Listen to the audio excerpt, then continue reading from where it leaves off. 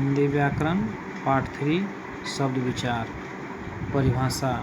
वर्णों के व्यवस्थित तथा सार्थक समूह को शब्द कहते हैं, जैसे अमर, कमल, पर्वत। समझ रहे हैं आप लोग? व्यवस्थित तथा सार्थक समूह को। पद का परिभाषा। जब शब्द वाक्य में प्रयुक्त हो जाते हैं तो पद कहलाते हैं। जब ये जो शब्द हम आप लोग देखें, इस तरह के शब्द जब यहाँ वाक्य में प्रयोग हो जाएंगे तो क्या कहलाएंगे? पद। तो राम ने खाना खाया, ये तीनों शब्द कौन कौन? राम, खाना, खाया, ये क्या कहलाया? पद। शब्द कितने प्रकार के होते हैं?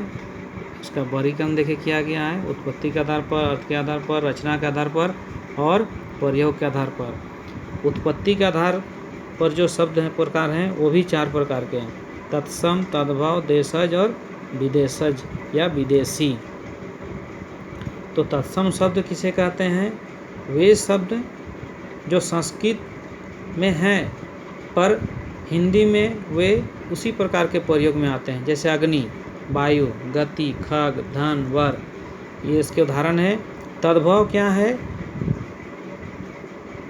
हिंदी भाषा के जो शब्द संस्कृत भाषा के शब्दों से उत्पन्न होकर प्रयुक्त होते हैं और कुछ बदल कर आते हैं, जैसे यहाँ आप देख रहे होंगे चून, आधा, काम, घी, दुबला। चून को हम लोग चूर्ण भी बोल सकते हैं, आधा को अर्ध बोला जाता है, काम को कर्म बोलते हैं, घी को घृत बोलते हैं, दुबला को दुर्बल बोलते हैं। देशज में, देशज समझ रहे हैं? देशज यानी जो हमारे देश में, यानी हमारे यहाँ के लोग जो प्रायः बोलचाल में प्रयोग करते हैं, उसी को हम लोग देशज भाषा, देशज शब्द कहते हैं। जैसे कलाई, टर्राना, लोटा, ठठेरा, चिड़िया, ये सब कहाँ का शब्द है? हमारे यहाँ भारतवर्ष का, यानी हमारे देश का। विदेशी में क्या है? कोट, कमरा, इशारा, ईमान, बादाम, ये सब क्या है? बाहर के शब्द हैं। कोई अंग्रेजी होगा, कोई तुर्की होगा, कोई फारसी होगा, इस तरह के विदेशी। हमारे देश में नहीं बोला जाता, इसका प्रयोग हमारे देश के शब्दों में ये सब का प्रयोग नहीं होता। फिर है अर्थ के आधार पर शब्दों के भेद। तो अर्थ के आधार पर क्या है?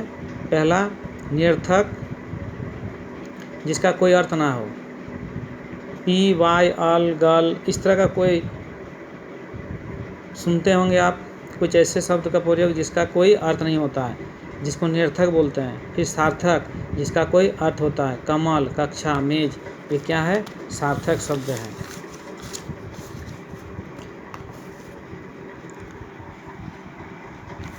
सार्थक शब्द भी 4 प्रकार के हैं। एकार्थक शब्द। एकार्थक का अर्थ होता है जिसका कोई दूसरा और मीनिंग नहीं होता है, यानी जिन शब्दों केवल एक ही निश्चित अर्थ होता है वे एकार्थी शब्द कहलाते हैं।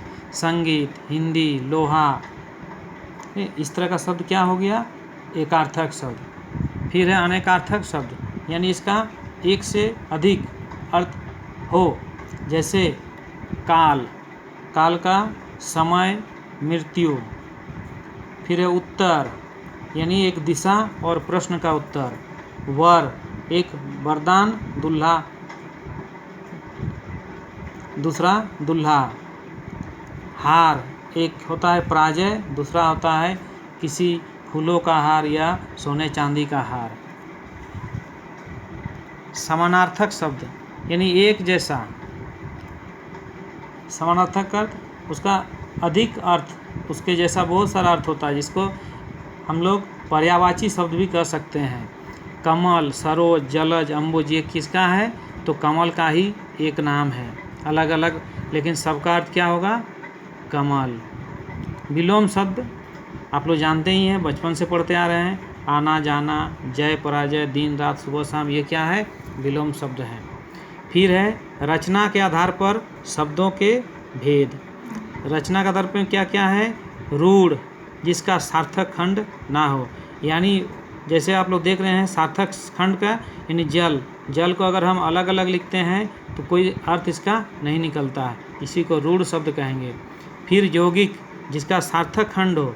देखिए बैलगाड़ी है तो बैल और गाड़ी जब हम अलग करते हैं तो दोनों का अर्थ निकल आ रहा है, यानी इसमें अर्थ नहीं हो रहा है, इसमें अर्थ हो रहा है। इसको यौगिक कहेंगे। योग रूढ़ में रचना में यौगिक होते हुए भी जो शब्द रूढ़ के रूप में प्रयुक्त होते हैं उन्हें योग रूढ़ कहा जाता है। जैसे हम लोग कोई बोलते हैं जैसे पुरुषोत्तम, तो पुरुषोत्तम माने पुरुषों में उत्तम है, यानी सभी कोई नहीं, सिर्फ राम। पीताम्बर, सभी पीले वस्त्रों को नहीं, यानी सबको नहीं बोल सकते हैं, सिर्फ विष्णु को ही बोल सकते हैं। पिता, पिता कौन? सभी पालनकर्ता को पिता नहीं कह सकते हैं। पिता का मतलब होता है जनक, जन्म देने वाला। उसी प्रकार है भंडार को गोदाम, प्रहरी रक्षा करने वाला,